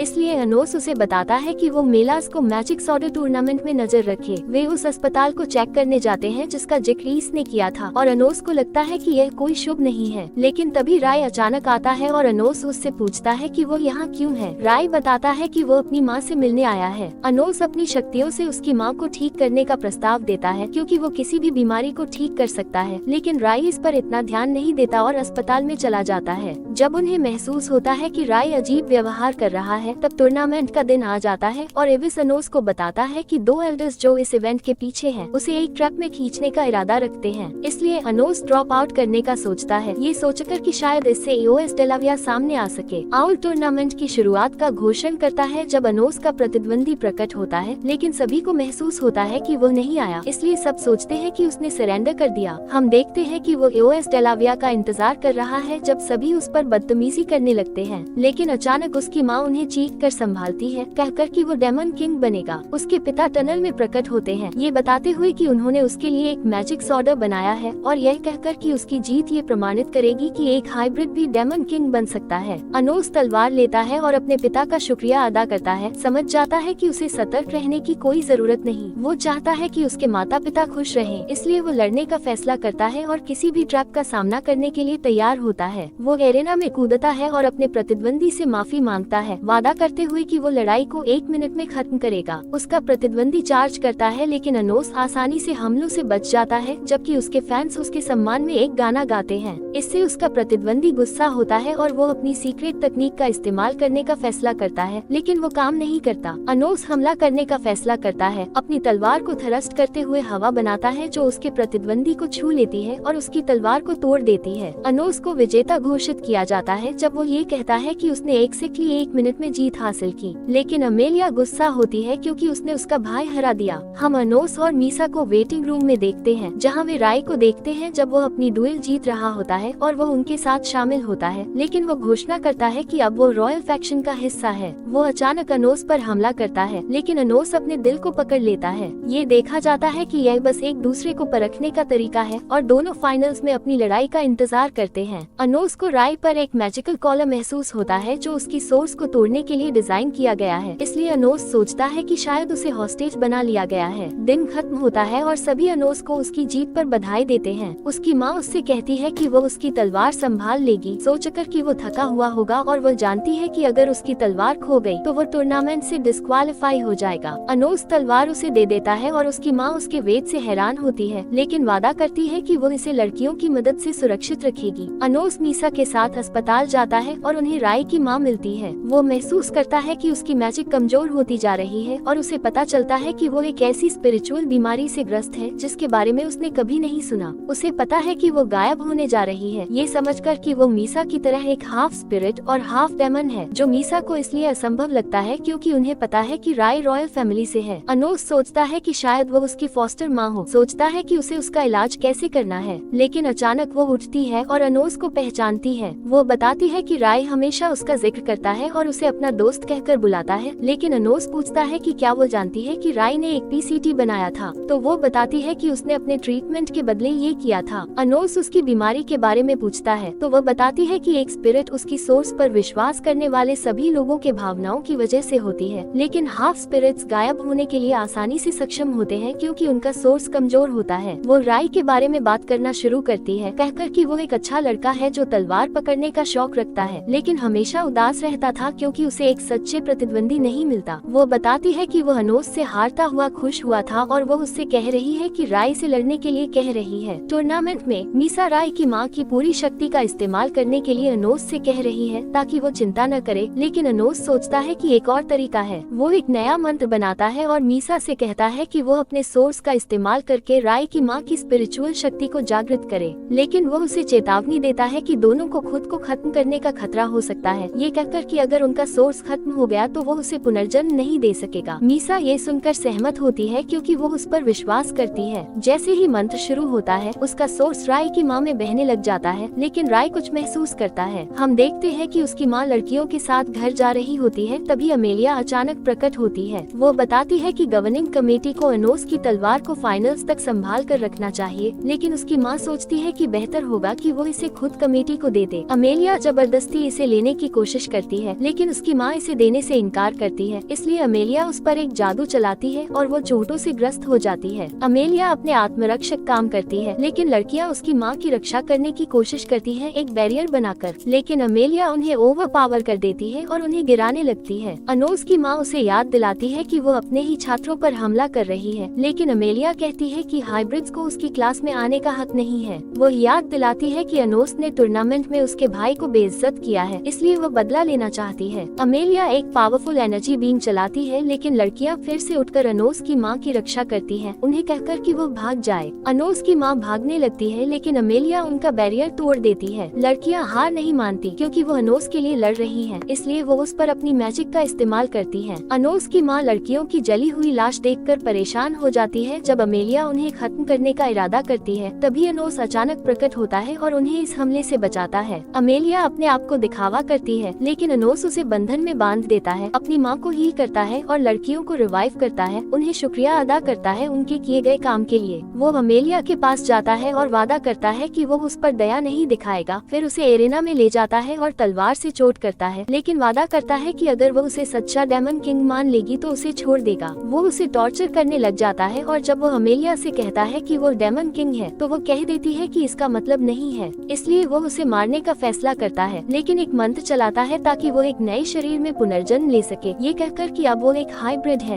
अमेलिया इसे सुनकर पागल हो जाती है और अपनी जान लेने की कोशिश करती है, लेकिन अनोस उस पर एक श्राप लगाता है ताकि वो ऐसा न कर सके और उसे हाइब्रिड के रूप में जीने की सजा देता है। फिर वो टेलीपोर्ट हो जाता है। इस बीच मीसा अपने मंत्र के साथ व्यस्त होती है जब राय अचानक उसे ढूंढता है, उससे पूछता है कि वो क्या कर रही है। उसे महसूस होता है कि वो अपनी माँ की शक्ति को शेयर कर रही है ताकि उसे बचा सके, इसलिए वो अपने चाकू को नीचे रखता है, लेकिन वो उससे बताती है कि वो अपना सोर्स बहुत खो रही है। वो उसे रोकने की कोशिश करता है, लेकिन वो इसे छोड़ने से इनकार करती है, तो वो उसे बेहोश कर देता है और उसे नीचे रख देता है। जब उसे महसूस होता है कि उसकी माँ होशियार है, वो उसे कहता है कि उसके लिए चिंता मत कर। वो बताती है कि उसने उसकी वजह से अच्छी जिंदगी बिताई। उसे याद आता है जब उसने राय को सड़कों पर पाया था और उस पर गर्व महसूस करती है। अनोस प्रकट होता है और देखता है कि मीसा लेट रही है, तो वो बाहर देखता है और राय को अस्पताल से जाता देखता है। अगले दिन आउल घोषणा करता है कि फाइनल्स शुरू होने वाले हैं और राय और अनोस आखिरकार एक सच्ची डुएल के लिए तैयार होते हैं, लेकिन लड़ाई शुरू होने से पहले नए नियम लागू किए जाते हैं और अनोस और राय को स्पिरिचुअल ड्रेनिंग ब्रेसलेट पहनाए जाते हैं। आउल बताता है कि अगर कोई भी ब्रेसलेट टूटा तो उसका यूजर हार जाएगा। ड्यूल शुरू होता है और राय अनोस को ये कहकर प्रशंसा करता है कि वो ब्रेसलेट के साथ लड़ रहा है। वो बताता है कि जो वो पहना है वो सिर्फ दिखावा है, लेकिन वो इस तरीके से जीतना नहीं चाहता, इसलिए वो अपना पैक तोड़ देता है और जादू का कॉलर उसके सोर्स को छेड़ता है। वो समझाता है कि उसने रागवाड़े के साथ अपने संबंध को तोड़ दिया है, इसलिए वो मरने वाला है और उसे पता है कि वो अपनी माँ को नहीं बचा सकता, इसीलिए वो अनोस से हर एक चीज के साथ लड़ने का फैसला करता है। अनोस ड्यूल के लिए तैयार है और राय को कहता है कि वो लड़ाई पर ध्यान दे। दोनों लड़ते हैं और दूसरे लोग देखते हैं कि वे कितनी तेजी से हरकत कर रहे हैं। जब राय अनोस के हमले से बचता है, वो अनोस को हाथ पर चोट कर देता है और फिर से दूर कूदकर हमलों का सिलसिला जारी रखता है। दोनों जख्म देखते हैं जैसे वे एक दूसरे के खिलाफ नाच रहे हों। जब अनोस राय को काट देता है, वो कहता है कि यह लड़ाई खत्म हो गई है। दोनों अंतिम हमले के लिए आगे बढ़ते हैं, लेकिन अनोस अपना हाथ खो देता है। फिर भी वो राय को छोड़ देता है, जो उसे इस लड़ाई के लिए धन्यवाद देता है। एक जादू का चक्र चालू होता है और अनोस एक अलग डायमेंशन में प्रकट होता है, जहाँ वो आखिरकार उस व्यक्ति को देख लेता है जो टूर्नामेंट के लिए जिम्मेदार है। वो पक्षी मेलास में बदल जाता है, जो बताता है कि वो सही समय का इंतजार कर रहा था और खुश है कि अब तब वो अनोस को खत्म कर सकता है। वो कहता है कि अनोस की जादू शक्तियों का आधा हिसाब उस ब्रेसलेट द्वारा चुरा लिया गया था, इसलिए उसे मारना आसान होगा। वो दूसरे 2 एम्पायर्स को मदद के लिए बुलाता है। सोचता है कि अनोस के पास कोई मौका नहीं है, लेकिन अनोस कहता है कि उन्होंने अपने आप को बता दिया है। जब राय एल्डर्स को काट देता है और अनोस समय को थोड़ी देर के लिए फ्रीज कर देता है। मेलास हैरान होता है कि राय कैसे जिंदा है, तो वह बताता है कि अनोस ने उसे अपने अंतिम हमले के स्पेल को तोड़कर बचा लिया था। लेकिन मेलास सोचता है कि कुछ नहीं बदला, ये दिखाते हुए कि उसने अनोस की माँ को अपने स्पेल से बंद कर रखा है। वो बार्गेनिंग करने का फैसला करता है, कहकर कि अगर राय नोबिलिटी के प्रति वफा का वचन दे दे तो वह उसकी माँ को ठीक कर देगा। लेकिन अनोस उसे धोखा देता है जब राय अपनी तलवार को फेंकता है और पोर्टल में कूदता है। मेलास हारने से इनकार करता है और नए पोर्टल्स बनाता है जो एक धुंधला सा प्रोड्यूस करते हैं, जो कि अनोस के द्वारा 4 रियल्म्स को अलग करने के लिए इस्तेमाल किया गया था। वो इस धुंधली से हमला करता है और अनोस की शील्ड को तोड़ देता है, समझाता है कि उसने अपनी शक्ति के लिए दीवार का एक हिस्सा स्टोर किया है। वो सोचता है कि अनोस अभी भी लड़ने के लिए बहुत कमजोर है, क्योंकि उसने पुनर्जन्म लेने के बाद सिर्फ अपनी शक्ति का एक छोटा सा हिस्सा ही प्राप्त किया है। लेकिन अनोस अपने हाथ का इस्तेमाल करता है, मेलास को पीछे हटने पर मजबूर करता है। वो धुंधली अनोस पर हमला करती रहती है जब मेलास एक इम्पेनेट्रेबल स्पेस में छुप जाता है और राय पर हमला करने के लिए एक पोर्टल बुलाता है, लेकिन अनोस एंटी मैजिक बैरियर का इस्तेमाल करके उसे बचाता है। वो राय को बताता है कि उसने बहुत ज्यादा जादू का इस्तेमाल किया है और उसकी मदद मांगता है, लेकिन राय समझाता है कि उसे एक तलवार की जरूरत है, इसलिए अनोस अपने जादू का इस्तेमाल करके एक तलवार बनाता है। राय तैयार है रास्ते को साफ करने के लिए, तलवार का इस्तेमाल करके धुंधली को काटने की कोशिश करता है, लेकिन उसकी तलवार टूट जाती है, इसलिए अनोस फिर से उसकी रक्षा करता है। वो सोचता है कि उसके पास कोई मौका नहीं है, लेकिन उसकी माँ उससे बात करती है और उसकी मदद करने के लिए अपनी शक्ति प्रदान करती है। वो कहती है कि वो हमेशा उसके साथ रहेगी और एक जादू की तलवार में बदल जाती है, जिसे वो अपने रास्ते में सब कुछ काटने के लिए इस्तेमाल करता है। वो गेट तक पहुंचता है और एक पावरफुल हमले के जरिए उसमें अंधेरों को खत्म कर देता है। ये हमला अनोस की मदद करता है और मेलास के डायमेंशन में भी घुस जाता है। उसकी माँ फिर से बदल जाती है और घोषणा करती है कि वो उसकी शक्ति पर गर्व महसूस करती है, फिर हवा में गायब हो जाती है। वो रोता है, लेकिन अनोस उसे कहता है कि इन आंसुओं को बाद के लिए बचा कर रखो। मेलास उन्हें श्राप देता है और बची हुई धुंधली से अपने डायमेंशन को फिर से बनाने लगता है, लेकिन अनोस अचानक उसके पीछे प्रकट होता है। मेलास समझता है कि अनोस ने स्पिरिचुअल स्वॉर्ड का ट्रेस फॉलो किया, लेकिन जल्दी से उसे धुंधली के साथ ट्रैप करता है। सोचता है कि उसने जीत लिया है, लेकिन अनोस बिना चोट खाए बाहर निकलता है। मेलास उस पर हमला करने की कोशिश करता है, लेकिन अनोस धुंधली को डिसिपेट करता है, जिससे मेलास हैरान हो जाता है। वो सोचता है कि अनोस कैसे उसके हमलों से बचा है और अनोस अपनी तलवार को बुलाता है, ये दिखाते हुए कि उसने अपनी सारी शक्ति को वापस प्राप्त कर लिया है। धुंधली के संपर्क में आकर अनोस अपनी तलवार से हमला करता है, इसलिए मेलास भागने की कोशिश करता है, लेकिन वो भी काट दिया जाता है। अनोस ने अपनी तलवार से सभी नियमों को तोड़ दिया और मेलास को चक्कर आ गया। मेलास अब डेस्परेट हो जाता है और अनेक पोर्टल्स बुलाता है हमला करने के लिए, लेकिन अनोस तुरंत उन्हें तोड़ देता है। वो मेलास को अपनी तलवार से काट देता है, उसके अंदर के प्राणी को मार देता है, जिससे वो सामान्य हो जाता है और अपनी यादों को वापस प्राप्त करता है। वे दोनों एरेना में लौट आते हैं और मेलास अनोस को बताता है कि उसे एक अनजाने शक्ति द्वारा कंट्रोल किया जा रहा था, जो उनसे टॉवर पर मिलने के बाद हमला किया था। अनोस गास और योल को बुलाता है और उसे पता चलता है कि उनके मन भी अवोस डेल्विया द्वारा कंट्रोल किए जा रहे हैं, इसलिए वो उन्हें पुनर्जन्म देने का फैसला करता है। लेकिन उनके सोर्स पर अचानक हमला होता है और उन्हें एक मास्क पहने आदमी का सामना होता है अंधेरों में। अनोस को समझ आ जाता है कि वो अपने जादू से प्रभावित नहीं हुआ जब वो आदमी चला जाता है और सब लोग आपस में समझ रहे होते हैं कि क्या हुआ था। लेकिन जब उन्हें राय जमीन पर पड़ा हुआ दिखता है तो अनोस को टूर्नामेंट का विजेता घोषित किया जाता है। सब लोग अनोस को बधाई देते हैं, लेकिन वो चिल्लाता है कि यह सब उसकी तलवार की वजह से हुआ, कहकर कि उसका पिता सुप्रीम क्राफ्ट्समैन है। ये घटना समाप्त होती है और वो राय को ठीक करता है, जो अपनी माँ के लिए अब भी उदास है। लेकिन अनोस उसे जिंदा कर देता है और राय अपनी माँ से मिलता है, पूछता है कि उसने ये कैसे किया। अनोस समझाता है कि जब उसने देखा कि वो एक तलवार आत्मा है तो उसने अपने जादू के साथ अफवाह फैलाई और लोगों ने उसके सोर्स पर विश्वास करना शुरू किया। साशा आती है अपने परिवार की तरफ से उसे टूर्नामेंट का विजेता घोषित करने के लिए, कहकर कि उसकी तलवार का नाम BLBL होना चाहिए और एक प्यार भरा किस देती है। मिथिकल युग में अनोस कुछ बैरियर्स को पार करता है जब हीरो कोनन ये सोचता है कि वो यहाँ क्यों है। अनोस बताता है कि वो बात करने आया है, पूछता है कि क्या कोनन नहीं चाहता कि युद्ध बंद हो, लेकिन कमांडर ज्यूस अचानक हमला कर देता है और अनोस अनोस को कहता है कि वो कानन को नहीं सुना। ज्यूस सोचता है कि अनोस कभी शांति नहीं चाहेगा, अपने सैनिकों से शक्ति ले रहा है, अपने परिवार की बदला लेने की इच्छा रखते हुए जो डेमन्स द्वारा मार दिया गया था। लेकिन अनोस आसानी से उसकी छाती को पियर्स करता है और कोनन से कहता है कि वो अपने कासल आए। फिर वो टेलीपोर्ट हो जाता है। कोनन ज्यूस का चेक करता है पहले मदद लेने के लिए और उसका नेकलेस गिर जाता है, लेकिन ज्यूस यह वचन देता है कि अनोस से अगले जन्म में बदला लेगा। क्लास अपने नए टीचर मेनो से मिलती है जब अमेलिया अचानक गायब हो जाती है। मेनो घोषणा करती है कि 3 हफ्ते में वे ह्यूमन रियल में हीरो अकादमी के साथ एक्सचेंज क्लास के लिए जाएंगे। स्टूडेंट्स सोचते हैं कि अकादमी जाना कितना सुरक्षित है। जब वो उन्हें बाकी डिटेल्स देती है, वो समझाती है कि एक प्रतियोगिता होगी जिसमें पारंपरिक ह्यूमन आर्मी मैजिक का इस्तेमाल होगा, जो ट्रूप्स को अपनी शक्ति लीडर को देने की इजाजत देता है। अनोस फैसला करता है कि वो अपने दोस्तों की ट्रेनिंग करेगा प्रतियोगिता का सामना करने के लिए। अनोस उन्हें आसान नहीं लेता, लेकिन मिशा राय के लिए एक आइस स्वॉर्ड बनाती है जो उसे लड़ाई में मदद करती है, लेकिन अनोस आसानी से उसे तोड़ देता है और राय को जमीन पर स्मैश कर देता है। वे ट्रेनिंग जारी रखते हैं और मेल स्लेटर अनोस को बताता है कि गैस और योल का पुनर्जन्म हो गया है, लेकिन उनकी यादों को 2000 साल पहले चुरा लिया गया था। वो ह्यूमन रियल्म पर विश्वास नहीं करता और अनोस से कहता है कि एक्सचेंज ट्रिप पर संभाल कर चले। अनोस राय को अपने आर्सेनल में ले जाता है जहाँ वो एक तलवार चुन लेता है जो शेन की थी, क्योंकि उसे शक है कि राय उसका अवतार हो सकता है। कुछ दिन बाद एल घोषणा करता है कि उन्हें ह्यूमन कैपिटल में 10 दिन के अंदर पहुंचना है ताकि वे प्रतियोगिता में भाग ले सके, लेकिन अनोस तुरंत उन्हें टेलीपोर्ट करता है। बाकी लोग कहते हैं कि वो ट्रिप का सारा एक्साइटमेंट खत्म कर देता है। वो शहर की खोज करने का फैसला करता है और साशा को बुलाता है अपने साथ जाने के लिए। वे शहर में प्रवेश करते हैं और अनोस देखता है कि ह्यूमन लोग शांति से हैं। वे हीरो अकादमी पहुंचते हैं, लेकिन एक लड़की आती है उनसे पूछने के लिए कि वे कौन हैं। जब वो समझती है कि वे डेमन किंग अकादमी से हैं, वो अपने आप को एलेनो कहकर इंट्रोड्यूस करती है, जो कि एक 3rd ईयर सीनियर है। वो कहती है कि उनका समय से पहले आना हुआ है, लेकिन अनोस उसे बीच में रोक देता है और यह बताता है कि वो हीरो की कहानी में रुचि रखता है। वो खुश हो जाती है और उन्हें स्कूल दिखाने का फैसला करती है। वो उन्हें एक पेंटिंग दिखाती है कोनन की और लाइब्रेरी ले जाकर उन्हें हीरो की कहानी की किताब दिखाती है, कैसे उसने टायरनी के डेमन किंग को हराया। लेकिन साशा गुस्से में आकर कहती है कि डेमन किंग ने कभी किसी से नहीं हारा और वह तो उन रियल्म को शांति देने के लिए अपने आप को कुर्बान किया था। लेकिन अनोस उसे शांत करता है, कहकर कि यह समझना आसान है कि ह्यूमन इस कहानी को ऐसे बता रहे हैं। वो एलेनो से पूछता है कि डेमन किंग का नाम क्या है और एलेनो उसे बताती है कि वो एओएस डेल हविया है। तो अनोस को समझ आता है उन्हें भी सच्चाई नहीं पता होती। अनोस कोनन के पुनर्जन्म के बारे में पूछता है, लेकिन एलेनो बताती है कि 4 पुनर्जन्म हीरो हैं, क्योंकि उसके पास 7 सोर्स थे, तो उन्हें अलग अलग शरीरों में पुनर्जन्म दिया गया। तब एक स्टूडेंट अचानक आता है और कहता है कि डेमन किंग ने कभी अपने आप को कुर्बान नहीं किया ताकि रियल्स के लिए शांति बना सके। वो अपने आप को लेट कहता है, पहला जो हीरो कोनन के रूप में पुनर्जन्म हुआ है। एक और स्टूडेंट लियास उनके साथ जुड़ता है, ये बताते हुए कि उसने कोनन का तीसरा सोर्स विरासत में लिया है। लेकिन अनोस को नहीं लगता कि ये सच्चे पुनर्जन्म है, तो लियास सोचता है कि वो उन्हें चुनौती दे रहा है। वो अनोस की तरफ भागता है अपने स्पेशल तकनीक के साथ, लेकिन अनोस उसे एक पल में हरा देता है। लियास गुस्से में आता है, लेकिन लेड उसे शांत करने के लिए कहता है और अपनी बदतमीजी के लिए माफी मांगता है। इसके बाद एलेनो ये बताती है कि वो इम्प्रेस्ड है और पूछती है क्या अनोस का भी पुनर्जन्म हुआ है। वो इसे कंफर्म करता है, कहकर कि वो असली हीरो को ढूंढना चाहता है। लेकिन जाने से पहले एलेनो उसे बताती है कि कानन अब एक्सिस्ट नहीं करता और अगर उसका सोर्स वापस भी आए तो वो कभी भी हीरो नहीं बन सकेगा। अनोस को याद आता है कि उसे 2000 साल पहले एक इंसान ने मार दिया था। 10 दिन बाद बाकी स्टूडेंट्स आखिरकार शहर पहुंचते हैं और उन्हें ये जानकर हैरानी होती है कि अनोस पहले ही वहां आ चुका है। एक ग्रुप सीनियर्स अनोस का सामना करते हैं, जहां लीडर अपने आप को रिवेस्ट कहता है, ये सोचकर कि अनोस ने वहां पहुंचने के लिए चीट का इस्तेमाल किया है। वो ये भी कहता है कि वो कभी भी अनोस को डेमन किंग के रूप में नहीं मानेगा। एक्सचेंज का पहला दिन शुरू होता है और एक आदमी डिएगो अपने आप को हीरो अकादमी का डायरेक्टर बताता है। पहली क्लास में वो स्टूडेंट्स को ऑब्जेक्ट्स का पुनर्जन्म करना दिखाता है और चाहता है कि वे अपना जादू दिखाएं, जैसे एक टेस्ट। वो लेड को ह्यूमंस का प्रतिनिधि बनाने के लिए चुन लेता है, जबकि मेनो रिवेस्ट को चुन लेती है। लेड अपनी हीरोइक मैजिक दिखाता है, एक रस्टी स्वॉर्ड को मजबूत करके, और इसे एक स्टैच्यू को तोड़ देता है, जिससे सभी लोग इम्प्रेस हो जाते हैं। रिवेस्ट मॉन्स्टर ट्रांसफॉर्मेशन स्पेल दिखाने का चुनाव करता है, लेकिन उसका स्पेल फेल होता है। वो फिर से कोशिश करता है, लेकिन कुछ गलत होता है और लेड सोचता है कि डेमन किंग अकादमी बेकार है। लेकिन अनोस कहता है कि टेस्ट रिग्ड है, क्योंकि ह्यूमंस ने एक स्पेल कैस्ट किया है जो डेमोनिक मैजिक को सील करता है। वो उस स्पेल को तोड़ देता है और चूहा तुरंत एक मॉन्स्टर में बदल जाता है, जिससे सभी लोग डर जाते हैं। लेकिन अनोस उसे खत्म कर देता है जब वो उनके सामने एक साक्षी सैक्रेड स्वॉर्ड बनाता है। डिएगो को विश्वास नहीं होता कि वो सैक्रेड मैजिक का इस्तेमाल कर रहा है, लेकिन अनोस समझाता है कि यह डेमोनिक मैजिक से ज्यादा अलग नहीं है। लेड को समझ आता है कि वो सच में डेमन किंग ऑफ टायरनी का पुनर्जन्म है, लेकिन रिवेस्ट इसे मानने से इनकार करता है। रात को लियास अनोस को बताता है कि किताबें हीरो कोनन की मौत के बारे में नहीं बताती, लेकिन ह्यूमंस को विश्वास है कि डेमन किंग फिर से उनके विश्व पर हमला करेगा और हीरो अपनी सैक्रेड स्वॉर्ड के साथ आएगा। अनोस को समझ आता है कि ह्यूमन रियल युद्ध के लिए तैयार है और वो हीरो की तलवार के बारे में सोचता है जो उसे हराने के लिए काफी है, लेकिन उन्हें साशा और मिशा द्वारा रोका जाता है जो उन्हें शहर के त्योहार में जाने के लिए आमंत्रित करती हैं। वहाँ उन्हें राय दिखाई देता है जो मीसा के साथ है और उसे एक शेल नेकलेस देता है। अगले दिन लड़कियाँ नेकलेस के बारे में जिज्ञासु है जब अनोस ये बताता है कि इसके पीछे एक कहानी है। वो बताता है कि 2000 साल पहले एक जोड़ी ने एक शेल को 2 हिस्सों में बांटा था ताकि जब उनका पुनर्जन्म हो तो वो एक दूसरे को ढूंढ सके। वो बीच पर पहुँचते हैं जहाँ स्टूडेंट्स प्रतियोगिता के लिए इकट्ठा होते हैं, लेकिन अनोस देखते हैं कि एलेनो गायब है। डिएगो बताता है कि उन्हें अंडरवाटर फाइट में प्रतिस्पर्धा करनी है और कहता है कि ज्यादा जल्दी न हारे क्योंकि वो अपनी एलीट क्लास भेज रहा है। सीनियर्स मेनो से कहते हैं कि वो उन्हें डेमंस का प्रतिनिधि बनाने के लिए चुने, लेकिन अनोस लड़ने का प्रस्ताव देता है। रिवेस्ट इस पर जिद करता है कि वो ही प्रतिस्पर्धा करना चाहता है क्योंकि वो नोबिलिटी की वैल्यू को साबित करना चाहता है। मेनो इसे मान लेती है और कहती है कि वो उन्हें जीतने के लिए लीड करें। परीक्षा शुरू होती है जब मेनो बताती है कि रिवेस्ट असल में एक दयालु व्यक्ति है जो डेमन किंग का आदर करता है। स्टूडेंट्स पाते हैं कि वे दुश्मन के पावर को महसूस नहीं कर सकते जब अचानक उन पर ह्यूमंस का एम्बुश होता है और एक स्टूडेंट देख पाता है कि उनके स्पेल्स कैंसल हो रहे हैं। हीरोज उन पर हंसते हैं और लेड अपनी टीम को डेमन किंग के कैसल पर हमले के लिए कहता है। साशा महसूस करती है कि कुछ गलत है और अनोस को ये समझ आता है। वो मेनो को दिखाता है कि ह्यूमंस ने सैक्रेड वाटर लेक में मिलाकर रखा है जो उनकी मैजिकल पावर को बढ़ाता है और डेमंस को कमजोर करता है। एक अपर क्लासमैन रिवेस्ट को जानकारी देता है कि हीरोज कैसल की तरफ आ रहे हैं, तो वो अपने स्पेल्स एक्टिवेट करने का फैसला करता है। एक डार्क एनर्जी कैनन रिलीज करता है, लेकिन हीरोज अपने शील्ड्स का इस्तेमाल करके बाहर निकलते हैं बिना किसी नुकसान के। वे एक संयुक्त स्पेल एक्टिवेट करते हैं जो पूरी तरह से कैसल को नष्ट कर देता है और उनमें से एक अपनी सेकंड स्वॉर्ड समन करता है जिससे वो डेमंस को हरा देता है। मेनो गुस्से में आ जाता है और डिएगो से कहता है कि परीक्षा खत्म करे, लेकिन वो इनकार करता है। तो अनोस बीच में आता है और अपने जादू का इस्तेमाल करके अपने सीनियर्स को पानी से निकाल लेता है। सभी सेकंड स्वॉर्ड से घायल होते हैं तो मेनो उन्हें हील करने की कोशिश करता है, लेकिन इस प्रकार की घावों पर इसका कोई असर नहीं होता। डिएगो समझाता है कि यह उसकी गलती नहीं है। अनोस बताता है कि वो घावों को हील कर सकता है, लेकिन रिवेस्ट उसे हटा देता है क्योंकि वो उसकी मदद नहीं लेना चाहता। अनोस समझाता है कि अगर एक नोबल मर जाता है तो मना फायर किया जाएगा। रिवेस्ट इसे स्वीकार करता है कि वो कमजोर है और अनोस की ताकत का आदर करता है और वह अनोस से हीरो अकादमी को हराने की मदद मांगता है। अनोस उसकी घावों को हील कर देता है और बाकी का काम संभालने का वादा करता है। वो अपनी टीम को इकट्ठा करता है और हीरोज को दूसरे राउंड के लिए चुनौती देता है और वे स्वीकार करते हैं, सोचकर कि डेमंस अभी तक उनके ट्रिक को नहीं समझ पाए हैं। लेकिन अनोस अचानक अपना जिया ग्रास लेक पर चलाता है, सारा पानी सुखा देता है। डिएगो को विश्वास नहीं होता, लेकिन हीरोज अभी भी आगे बढ़ने का फैसला करते हैं। वो उन्हें सूखी झील की तरफ ले जाते हैं और लेड डिएगो को यह आश्वासन देता है कि वो अभी भी जीतेंगे क्योंकि उनके पास एक सीक्रेट वेपन है। डुएल शुरू होता है और अनोस 3 हीरोज के खिलाफ एक और जिया ग्रास समन करता है, लेकिन वे डर नहीं जाते और एक बैरियर बनाते हैं जो उन्हें इस हमले से बचाता है। तब एक लड़की अचानक आकर इस बैरियर को तोड़ देती है। अनोस सोचता है कि वो कानन का एक और पुनर्जन्म है, ये समझकर कि वो दूसरों से अधिक ताकतवर है। वो बैरियर को देखते हैं जब अनोस बताता है कि यह ह्यूमंस को मजबूती देता है और डेमंस को कमजोर करता है, तो उन्हें इसे खत्म करना होगा। मिशा सुझाव देती है कि वे बैरियर के अंदर एक कैसल बनाए ताकि इसके असर को निल्फाई किया जा सके और अनोस को ये बहुत अच्छा आइडिया लगता है तो वो उसे अंदर ले जाता है। वो एक कैसल बनाना शुरू करती है जब हीरो जाशिया के साथ प्रकट होते हैं। अनोस उससे उसका नाम पूछता है और वो उसे जाशिया कहती है जो चौथा सोर्स और लाइट स्वॉर्ड की धारक है। वो अनोस पर हमला करते हैं, लेकिन अनोस अपनी ऊर्जा उत्सर्जित करके उन्हें तुरंत गिरा देता है। लियास फंसकर उठता है, लेकिन साशा उसका सामना करती है और घोषणा करती है कि वो उसका नया प्रतिपक्षी होगा, जबकि सेकंड स्वॉर्ड वाले हीरो का सामना रे करता है। लियास अपनी ताकत का इस्तेमाल करके साशा पर हमला करता है, लेकिन वो उसकी तरफ बढ़ती है और वो उसकी हमले को डॉज करने में सफल होता है, लेकिन उसे यह महसूस होता है कि साशा ने उसका सेकंड अम्यूएलिटी चुरा लिया है। तो वो उसकी तरफ चढ़ते हैं और अपनी तलवार को बुलाकर उस अम्यूएलिटी को वापस लेने की कोशिश करते हैं, जिससे साशा को पीछे हटना पड़ता है। जब वो अम्यूएलिटी को पकड़ता है, वो साशा पर हमले की बारिश शुरू करता है। जब साशा महसूस करती है कि वो हिला नहीं सकती क्योंकि वो एक मैजिक मैजिकल बैरियर के अंदर फंसी हुई है। लियास फिनिशर ब्लो देने के लिए तैयार होता है, लेकिन अचानक वो गिर जाता है और जमीन पर गिरता है। उसे महसूस होता है कि साशा ने उसके अम्यूलेट को जहर दे दिया है और वो अपनी आंखों का इस्तेमाल करके बैरियर को तोड़ देती है। वो कहती है कि वो उसे सजा देगी क्योंकि उसने अनोस के साथ छेड़छाड़ की थी और वो अपनी ताकत का इस्तेमाल करके उसे टॉर्चर करने लगती है। इस बीच कानन का तीसरा पुनर्जन्म अपने आप को हिंग कहते हैं और हम देखते हैं कि रे भी उसके बैरियर में गिर गया है। वो अपने तलवारों को समन करता है, लेकिन उसका हाथ अचानक काट दिया जाता है। वो सोचता है कि राय ने कैसे उस पर हमला किया बैरियर के अंदर से, लेकिन वो अपना हाथ वापस बना लेता है और घोषणा करता है कि वो अभी भी अधिक ताकतवर है। राय उस तलवार से प्रभावित है जो अनोस ने उसे दिया, लेकिन वो हिन की एक तलवार को ले लेता है और उसे जमीन में गाड़ देता है, जिससे एक शॉक वेव बनती है जो हिन को दूर फेंक देती है। जब राय अपनी दूसरी तलवार उठाता है, वो निराशा में आता है कि राय सेकंड स्वॉर्ड को कैसे पकड़ रहा है, लेकिन राय उसके पास जाकर ये लड़ाई खत्म कर देता है। हम देखते हैं अनोस लेड के शरीर पर खड़े हैं, लेकिन उसे कहते हैं कि वो मरने का नाटक करना बंद करे। वो उठता है और समझता है कि अनोस उसकी चाल को देख सकता था। वो अपने गार्डियन स्वॉर्ड ऑफ द सी को बुलाता है ताकि बैटल किया जा सके। तब जेसा अचानक अनोस पर पीछे से हमला करती है, लेकिन वो उसके हमले को रोक देता है। वो जल्दी से घूमती है और ओपनिंग्स ढूंढने की कोशिश करती है जब अनोस उसे जमीन पर फेंक देता है, लेकिन अचानक लेड पीछे से हमला करता है, लेकिन अनोस जेसा को उस पर फेंक देता है। लेड तय करता है कि वो ह्यूमन सीक्रेट स्पेल कैस्ट करेगा जो पूरे क्षेत्र को ढक लेता है और उन्हें बताता है कि 10 मिलियन ह्यूमंस के दिल जो कैपिटल में हैं, उनकी ताकत उन्हें मिल रही है। जेसा अनोस पर चढ़ाई करती है और तुरंत उसका बैरियर तोड़ देती है, लेकिन वो उसके हमले से डॉज कर जाता है जब लेड इस मौके का फायदा उठाता है और अंदर आता है। वो अनोस को रिकवर नहीं करने देते और एक साथ उस पर हमला करते हैं, लेकिन इस बार वो उसका बैरियर नहीं तोड़ पाते। लेड महसूस करता है कि वो अब अधिक शक्तिमान है और बताता है कि उसने ले का आइडिया कॉपी किया है और अपनी टीम से भी ताकत मांगी है। हीरोज फिर से हमला करते हैं, लेकिन अनोस का फैन क्लब उसके लिए गाता है, जिससे उसकी ताकत और बढ़ जाती है और वो आसानी से उन्हें उड़ा देता है। लेड एक एनर्जी ब्लास्ट के साथ हमला करता है, लेकिन अनोस आसानी से उस पर विजय पाता है, जिससे वो दीवार से टकराते हैं। लेड को विश्वास नहीं होता कि उनकी 10 मिलियन की ताकत सिर्फ 8 के सामने हार रही है, लेकिन अनोस बताता है कि यह संख्या का नहीं बल्कि भावनाओं की ताकत का खेल है और उन्हें बताता है कि उनकी ताकत कोनन के समय से नहीं जोड़ी गई। सभी अचानक एक रहस्यमय आवाज सुनते हैं और समझते हैं कि यह असल में एक ब्रेन वॉशिंग स्पेल है। मिशा अनोस से कहती है कि यह शुद्ध नफरत की आवाज है, लेकिन अब हीरोज और भी अधिक डिटरमिन्ड हैं कि वो अनोस को खत्म करें। वो मिशा को रिट्रीट करने के लिए कहता है और जेसा बिल्कुल पागल हो जाती है जब वो अनोस की तरफ उड़ती है और एक कम्युनिकेट स्पेल एक्टिवेट करती है जो एक विशाल विस्फोट का कारण बनता है, लेकिन अनोस निकल आता है बिना किसी चोट के और लेड को विश्वास नहीं होता। जेसा फिर से हमला करती है और एक और स्पेल एक्टिवेट करती है, लेकिन इस बार यह सिर्फ एक डिस्ट्रैक्शन है और वो अपना सोर्स पकड़ लेती है, समझते हुए कि वो एक इन्फिनाइट लूप में है। लेकिन उसे एलेनो की आवाज सुनाई देती है जो उसे सेंचुरी में मिलने के लिए बुलाती है, क्योंकि सिर्फ वो जाशिया को रोक सकती है। तो अनोस फैसला करता है कि वो उसे व्यस्त रखेगा और मिशा को एलेनो ढूंढने के लिए कहता है। तो वो मंदिर की तरफ जाती है, लेकिन वो एक स्पेल से हिट होती है और समझती है कि डिएगो उस पर हमला कर रहा है। वो अपने तलवार को बुलाती है जब वो डेमंस को श्रापित करते हुए एक रहस्यमय दरवाजा खोलती है जो उसका एफ तोड़ देता है। वो उसे कई बार चोट पहुंचाता है और बताता है कि एक्सचेंज क्लास शुरू से ही एक ट्रैप था। वो उसका सोर्स खत्म करने का प्रस्ताव करता है, लेकिन अनोस उसे बचाने आता है। वो उसका इलाज करता है और डिएगो से निपटने का फैसला करता है, उसे टॉर्चर करते हुए अपनी आंखों से जब तक वो पूरी तरह से गायब नहीं हो जाता। लेकिन वो फिर से पुनर्जन्म लेता है और अनोस समझता है कि वो सब पर नियंत्रण करने के लिए जिम्मेदार है। वो उससे पूछता है कि उसने ये सब क्यों किया, लेकिन डिएगो अनोस को एक गंदे डेमन कहता है। तो वो एक ट्रांसफॉर्मेशन स्पेल का इस्तेमाल करके डिएगो की असली प्रकृति को खोलता है, उसे एक बीस्ट में बदल देता है। वो अपने स्टूडेंट्स को नियंत्रित करता है और उन्हें तुरंत डेमन्स पर हमला करने का आदेश देता है। घोषणा करता है कि वो हीरो कोनन का सम्मान करेगा, लेकिन उसका स्पेल फेल हो जाता है और वो सोचता है कि यह क्या हुआ। तब अनोस बताता है कि उसने समय को रोक दिया है, इससे पहले कि यह बहुत देर हो जाए। अनोस डिएगो का सोर्स उसके शरीर से निकाल देता है, सोचता है कि हीरो एकेडमी कोनन जैसा नहीं है। उसकी यादें उन सभी लड़ाइयों को याद दिलाती है जो उन्होंने साथ में लड़ी थी और वह अनोस से गुहार करता है कि उसे मार दे। अनोस उसका सोर्स छोड़ देता है, उसे अस्तित्व से मिटा देता है। वो मिशा को सेंचुरी ले जाता है जहाँ वो एलेनो को पाता है और उससे पूछता है कि वो असल में कौन है। एलेनो अपने आप को जादू के रूप में प्रस्तुत करती है, कहती है कि वो एक फोरबिडन स्पेल से बनी थी जो इंसानों को जादू में बदल देती है। अनोस समझता है कि वो बैरियर और हीरोज को उनके हार जाने के बाद ठीक करने के लिए जिम्मेदार है।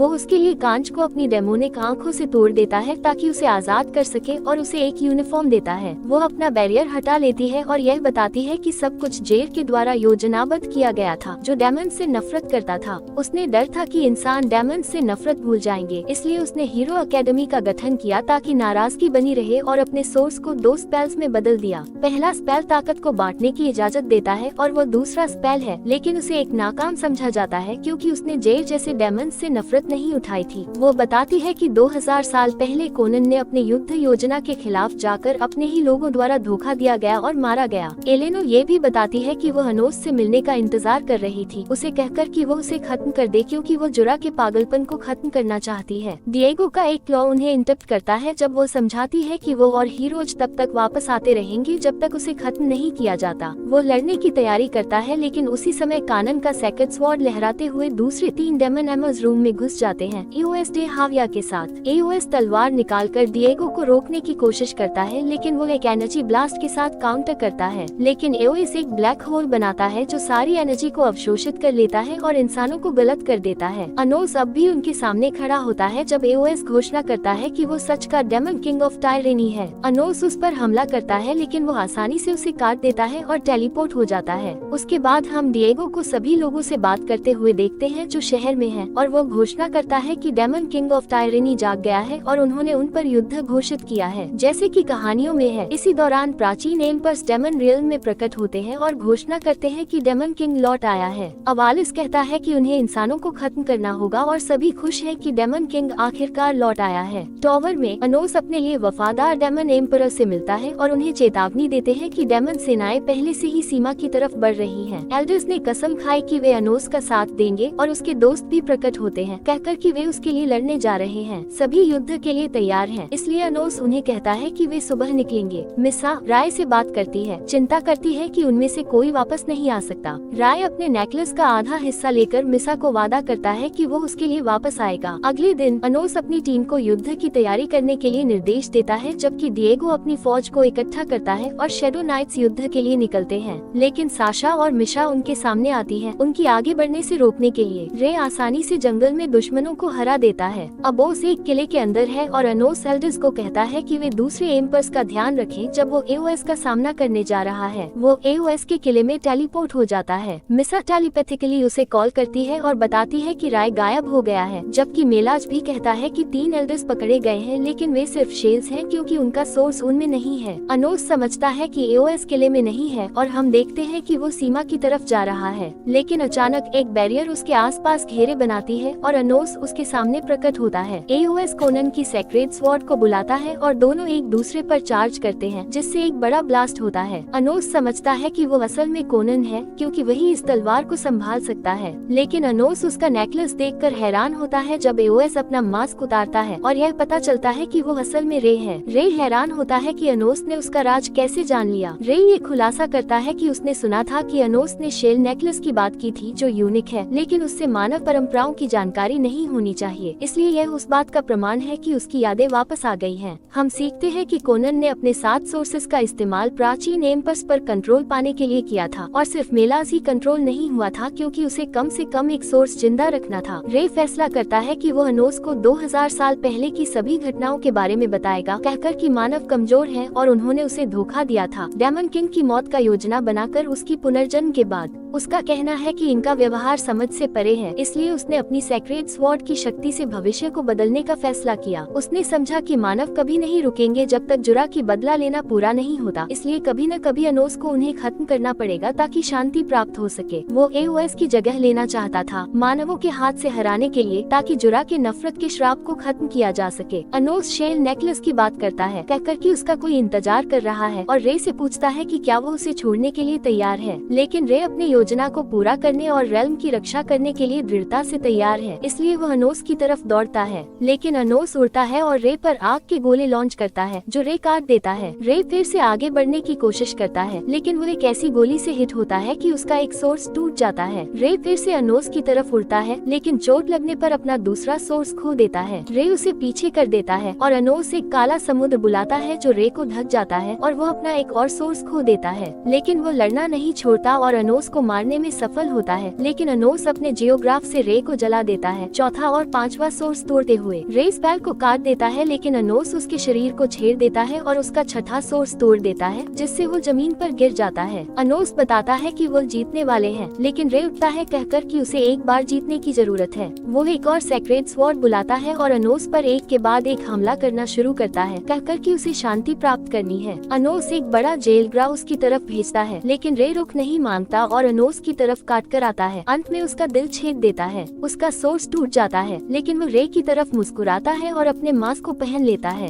जब दूसरी ही लड़ाई देखते हैं, सभी को समझ आता है कि हीरो पुनर्जन्म हुआ है और वो डेमन किंग ऑफ टायरेनी को मारने में सफल हुआ है। अनोस रे से कहता है कि वो हीरो जैसा दिखने की कोशिश करे, ये सोचकर कि यह नफरत को कम करने के लिए काफी होगा। वो अपनी सेना को वापस लेने का आदेश देता है, उन्हें गम का इंतजार करने को कहकर, जब तक वो पुनर्जन्म नहीं ले लेते। रे अनोस के लिए आभारी होता है और अपनी तलवार निकालकर उसकी गिरती हुई शरीर की तरफ देखता है, घोषणा करता है कि उसकी जीत हो गई है और युद्ध खत्म हो गया है। डेमन कमांडर अपनी सेना को वापस लेने का आदेश देता है। रे के जीतने का घोषणा सुनते ही सभी मानव और डेमन समर्थक चौंक गए। उन्हें समझ आया कि अनोस ने अपनी आदिशक्तियों से एक बार फिर प्राचीन सामर्थ्यों का सामना किया है। जैसा कि सभी यह घटना देख रहे थे, उन्होंने ये सोचा कि क्या ये सच है कि डेमन किंग ऑफ टायरेनी का अंत हो गया है, या ये सिर्फ एक और युद्ध का प्रारंभ है। अनोस अपने दोस्तों और डेमन सम्राटों के साथ अपने कदमों को सही से संचालित करने का निश्चय करता है। उसका मन में एक ही भावना है, शांति लाना और मानवों और डेमन्स के बीच नफरत को खत्म करना। उसने समझा कि यह युद्ध केवल एक शुरुआत है, लेकिन इस बार वो नफरत और धोखा नहीं होने देंगे। रे अब भी अनोस की तरफ देख रहा था, समझकर कि उसने क्या किया है और किस प्रकार उसकी यादें वापस आ गई हैं। उसकी आंखें भर आती हैं जब वो अपने दोस्तों को याद करता है जो उसके साथ इस युद्ध में आए थे। अनोस ने रे से कहा, तुम्हें कभी भी अपने दोस्तों को नहीं भूलना चाहिए। यह उनकी शक्ति और तुम्हारी हिम्मत है जो तुम्हें आगे बढ़ाता है। हमारा ये युद्ध सिर्फ हमारे लिए नहीं बल्कि सभी के लिए है। रे, जो अब तक बेचैन था, समझ गया कि यह समय है एक नए आदित्य का, एक नए साम्राज्य का। वो अपनी तलवार को उठाता है और घोषणा करता है, यह एक नया दिन है, हम सब मिलकर इस नए आदित्य का स्वागत करते हैं। दूसरे डेमन्स और मानव भी उसकी आवाज में आवाज मिलाते हैं, यह एक नया दिन है। उनकी घोषणा से सारा मैदान गूंज उठता है। सभी मिलकर एक नई कहानी की शुरुआत करते हैं, जिसमें वे एक साथ रह सकते हैं, एक दूसरे की मदद कर सकते हैं और एक बेहतर भविष्य की तरफ कदम बढ़ा सकते हैं। अनोस, रे और उनके साथियों की कहानी अब एक नए मोड़ पर आ चुकी है। युद्ध के भविष्य को देखते हुए उन्होंने एक नई उम्मीद का प्रकाश देखा है। यही समय है एक नई शुरुआत का, एक नई दोस्ती का और एक नए विश्वास का।